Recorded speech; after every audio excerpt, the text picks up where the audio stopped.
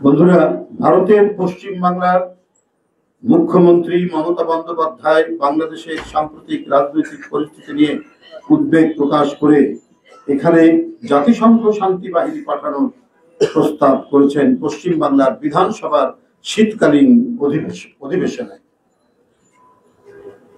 তাদের কি মাথা ব্যথা শুরু হয়ে গেছে বাংলাদেশ নিয়ে? বাংলাদেশে কোথায় অশান্তি ঘটছে? এদেশে যত অশান্তি ঘটেছে, যত রক্তপাত হয়েছে, যত খুনোখুনি হয়েছে, সব তো শেখ হাসিনার আমলে।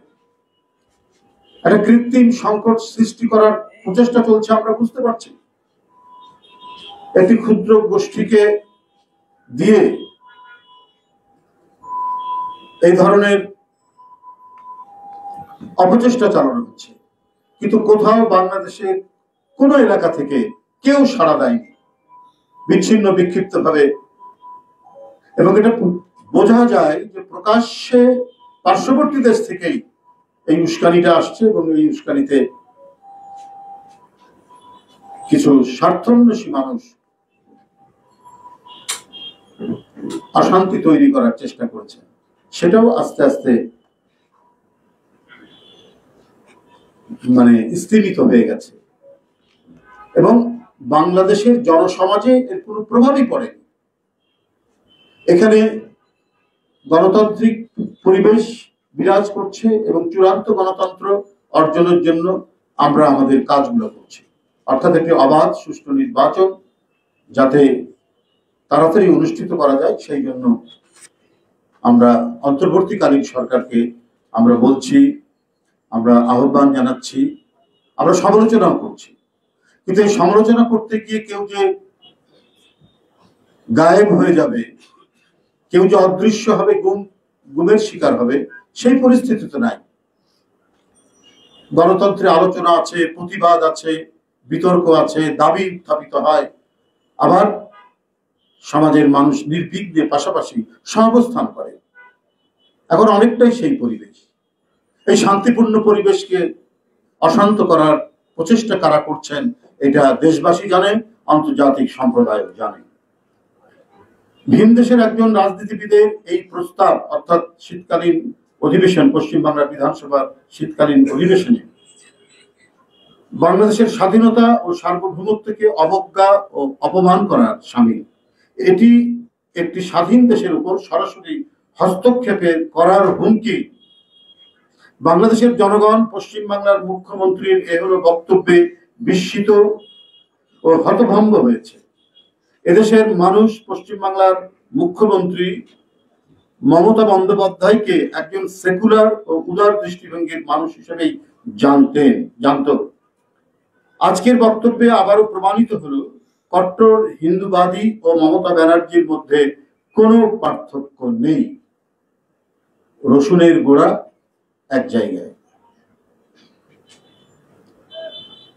ভারতের প্রায় অধিকাংশ রাজনীতিবিদই বাংলাদেশের মানুষের স্বাধীনতাবোধ ও নাগরিক স্বাধীনতাকে মান্য করে না। সেই কাতারে মমতা ব্যানার্জির অবস্থান পরিষ্কার করলেন। এরা নিজ দেশের অন্যায় দেখেও না দেখার ভান করে। গুজরাটের হাজার হাজার মুসলিম হত্যার সেই ট্র্যাজেডি আজও বিশ্ববাসী বিস্মৃত হয়নি। কাঁটাতারের বেড়ার উপর ফেলানির ঝুলন্ত লাশ এরা কি ভুলে গেছেন? ভারতের কেন্দ্রীয় সাম্প্রদায়িক শাসক গোষ্ঠীর সঙ্গে একই কোরাসে অংশগ্রহণ করে মমতা ব্যানার্জি বাংলাদেশের স্বাধীন মর্যাদাকে অগ্রাহ্য করেছেন তার এই বক্তব্যের মধ্যে দিয়ে। তবে আমরা এটাও বিশ্বাস করি, ভারতে একটি স্ট্রং মিডল ক্লাস আছে, সেখানকার সাধারণ জনগণ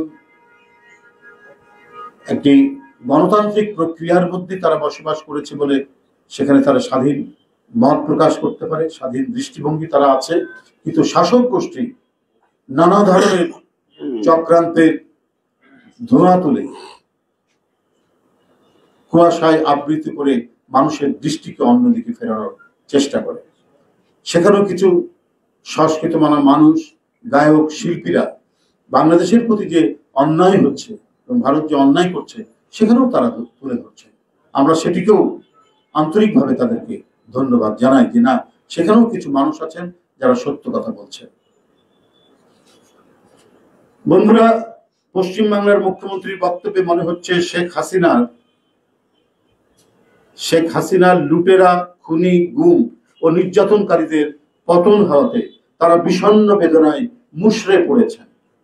হত্যা, গুম, খুন, গণহত্যা, নির্যাতন, নিপীড়ন, গণতন্ত্র ধ্বংস করে দুর্নীতির মাধ্যমে লক্ষ লক্ষ কোটি টাকা বিদেশে পাচার করে দেশটাকে ধ্বংসের শেষ প্রান্তে নিয়ে গিয়েছিল শেখ হাসিনার নেতৃত্বাধীন দুরাচারী আওয়ামী ফ্যাসিস্ট সরকার। এখন শেখ হাসিনাকে পুনর্বাসনের জন্য ভারতের প্রচেষ্টার অন্ত নেই। এদেশের মানুষ বিশ্বাস করে বাংলাদেশ থেকে পাচার হওয়া লক্ষ লক্ষ কোটি টাকার একটি বিরাট অংশ বাংলাদেশের প্রতি বিদ্বেষ পরায়ণকারী ভারতের রাজনীতিবিদদের পিছনে খরচ করা হচ্ছে। যে টাকাটা পাচার হয়েছে তার একটি বিরাট অংশ ভারতে নিয়ে যাওয়া হয়েছে এবং সেখানে যে সমস্ত যারা বাংলাদেশের প্রতি বিদ্বেষ পরায়ণ সেখানকার নীতি নির্ধারক এবং রাজনীতিবিদরা তাদের পেছনে খরচ করা হচ্ছে। তা না হলে এখন এভাবে একযোগে বাংলাদেশ বিরোধী জিগির তুলছে কেন ভারতের রাজনীতিবিদ এবং নীতি নির্ধারকরা? এটা এখন সবার মনে এই প্রশ্নটা দেখা দিয়েছে। আমরা এর আগেও বলেছি, বাংলাদেশের রাজনীতিবিদরা যাই বলুক, তারা যে বাংলাদেশের স্বার্থের বিরুদ্ধে কাজ করেন তার প্রমাণ হচ্ছে শুধুমাত্র মমতা ব্যানার্জির কারণেই তিস্তা নদীর পানির চুক্তি বাস্তবায়িত হয়নি। এটা তো আপনারা সবাই জানেন। যতটুকু অগ্রগতি হচ্ছিল সেটাও বাধা দিয়ে বন্ধ করেছেন এই মমতা ব্যানার্জি। অথচ তিনি নিজেকে অসাম্প্রদায়িক বলেন, তিনি সেকুলার বলেন, তিনি উদার রাজনীতিবিদ হিসেবে তিনি মানুষের কাছে তিনি নিজের পরিচয় দেন, কিন্তু মনের গভীরে বাংলাদেশের প্রতি যে বিদ্বেষ এবং মনের গভীরে তারা যে কেউ প্রকৃতপক্ষেই সেকুলার নন, সেটা আজকে তার বক্তব্যে আবারও প্রমাণিত হল।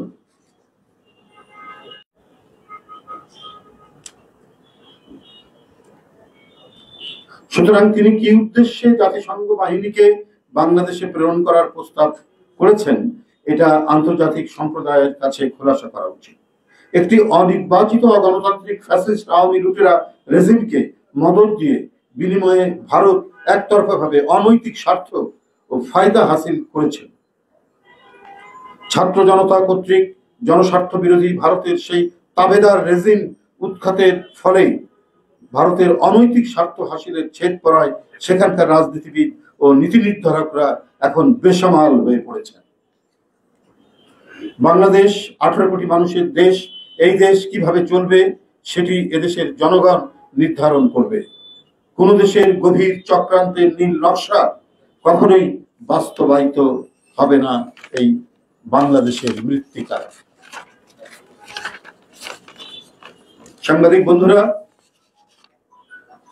81% সনাতন বা হিন্দু ধর্মাবলম্বীদের দেশ নেপালের সাথে ভারতের সম্পর্ক উষ্ণ যেমন নয়, তেমনি নেপালের জনগোষ্ঠীও ভারতের প্রতি বন্ধু ভাবাপন্ন নয়, বরং বৈরী ভাবাপন্ন।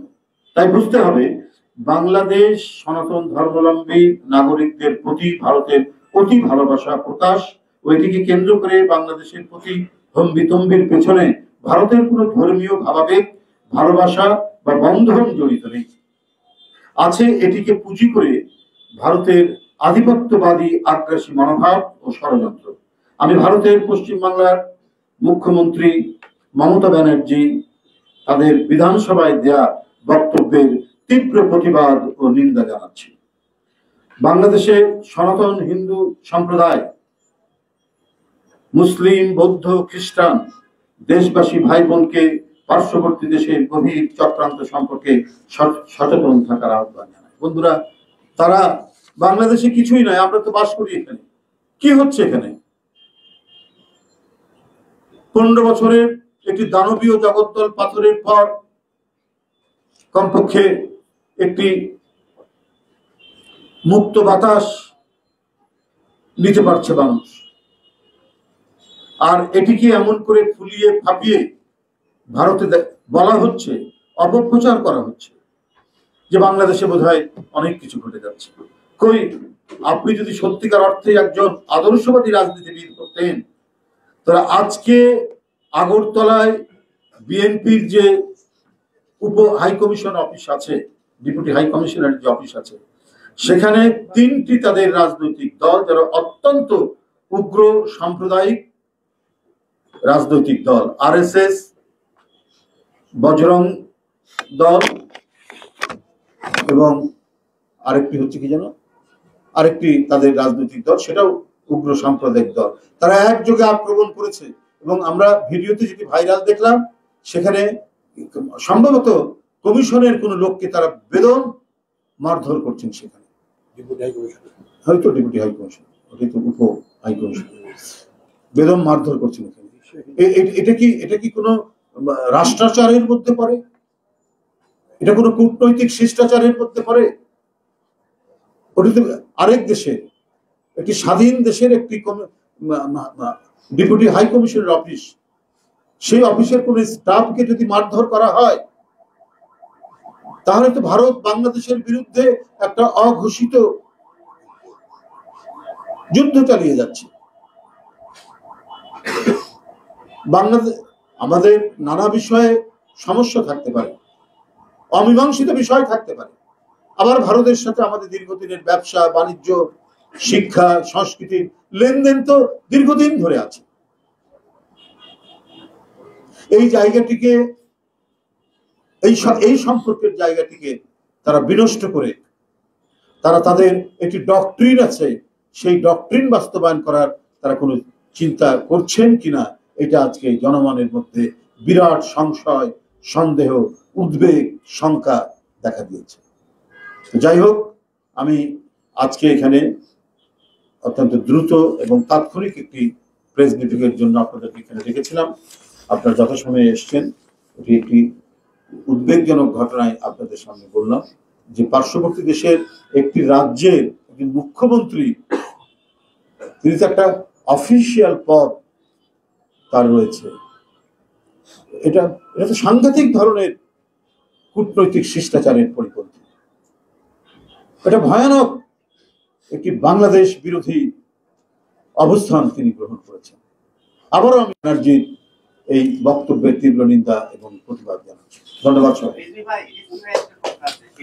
এখান থেকে ঘুরাবেন না, অন্যদিকে, এর মধ্যেই থাকবেন।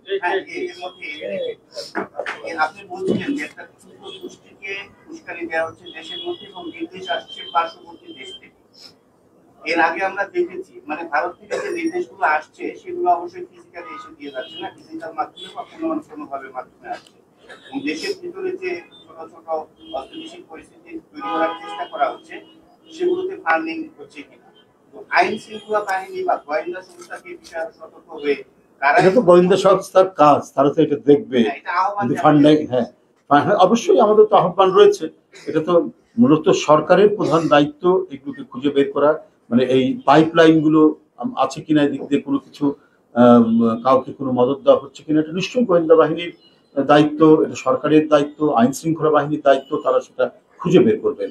আমরা রাজনীতিবিদরা, আমরা আমাদের দেশের স্বার্থে আমরা যেটাকে ন্যায্য মনে করি এবং যেটাকে অন্যায্য মনে করি, আমরা সেটা প্রতিবাদ করব, সেটার নিন্দা আমরা জানাবো, আমরা সেটাই করছি। আর মূল দায়িত্বটা পালন করতে হবে সরকারকে, সরকারের বিভিন্ন সংস্থাকে। তারা খুঁজে বের করবেন যে কারা এটার সাথে আছে। কিন্তু অবস্থা দৃষ্টে এবং বিভিন্ন যে ঘটনাবলী এর মধ্যে যেটা ঘটেছে, তারা দাবি করছেন, অথচ মারা যাচ্ছে সাইফুল ইসলাম নামে একজন আইনজীবী। তার মানে এরা শক্তি কোথা থেকে পাচ্ছে, সাহস কোথা থেকে পাচ্ছে? অথচ একটা বৃহৎ অংশ সনাতন হিন্দু ধর্মাবলম্বীরা তো আমাদের দল করে, অসংখ্য মানুষ আমাদের দল করে। তো আমরা যদি সাম্প্রদায়িক দল হয়ে থাকি, তাহলে তো এই হিন্দু সম্প্রদায়ের মানুষ, আমাদের জন গমেজ, খ্রিস্টান, তারা তো বিএনপি করতো না। অসাম্প্রদায়িক রাজনৈতিক দল হচ্ছে বিএনপি, গণতন্ত্রকামী রাজনৈতিক দল বিএনপি, এবং স্বাধীনতা সার্বভৌমত্বকে রক্ষা করার দল হচ্ছে বিএনপি। সুতরাং কেউ যখন আমাদের মর্যাদা নিয়ে, আমাদের স্বাধীন অস্তিত্বের উপর কথা বলে, আমাদের মর্যাদাকে হানি করার বা হুমকি দেওয়ার কথা বলে, তখন তো আমরা বসে থাকবো না।